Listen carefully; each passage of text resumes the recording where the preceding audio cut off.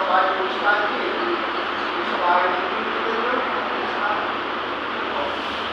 so, nagkakaroon ako ng dalawang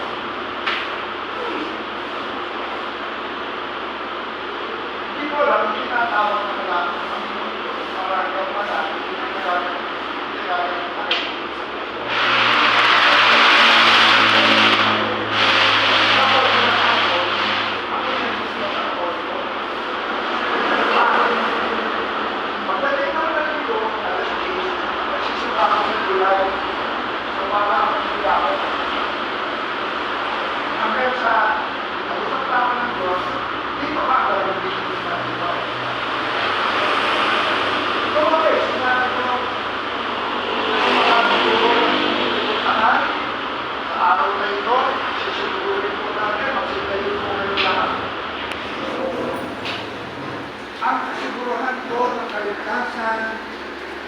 ay ginagawa, ang sabi ko kanina, ang nangyayari, kung ikukumpisal mo,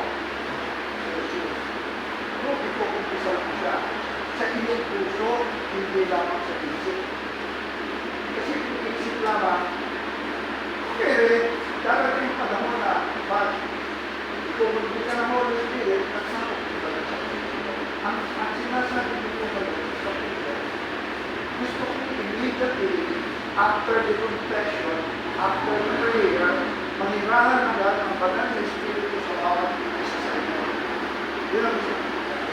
Okay po sa inyo.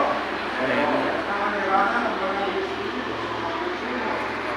Nananalangin po ako, magpukumpisal po tayo, ilahin po ako. Wala po ako ibang hihigil, ilahin po ako. Okay po ba? Narinig po ako dyan. Okay, saan po natin? Jesus. Ama. Salamat.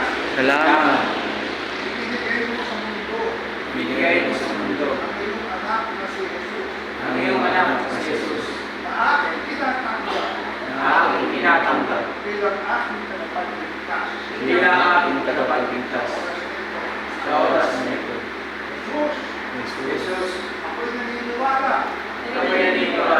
Ikaw ay namatay. Para sa kaligtasan ko. At ikaw ay nabuhay. Upang patunayan. Na ikaw. Ay anak ng Diyos. At ang nangyayari sa pagbabago ng buhay namin. Kami rin. Mabubuhay muli. Pamamagitan ng banal na Espiritu. Jesus. Taas po natin mga kalalaman. Tinatanggap kita. Bilang aking tagapagligtas. Hayaan mo. Ang Espiritu mo. Ay manahan. Sa puso ko. Upang bigyan ako. Sa araw-araw. Ng mga gabay. Upang ako ay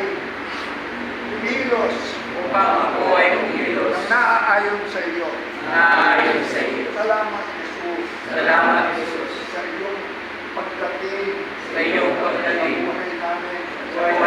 Salamat din. Ang aking pangalan. Ay nakatala na. Sa aklat ng buhay. Ako ay nakakasiguro na. Ang aking kaligtasan. Sa pamamagitan sa ngalan ni Jesus. Ako ay nagpapasalamat. Amen.